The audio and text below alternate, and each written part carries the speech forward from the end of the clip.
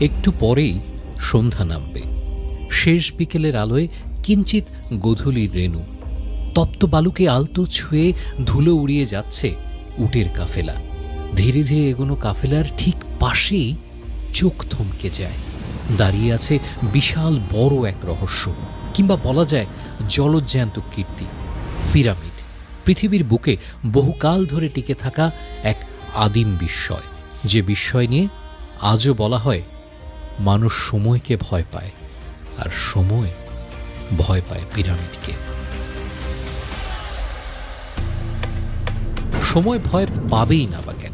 মহাকালের নিয়মে সবই যখন তাসের ঘর, সেখানে উল্টো রথের যাত্রী পিরামিড। যে পিরামিডের সৃষ্টিতত্ত্ব এখনও শিশু, চায়ের কাপে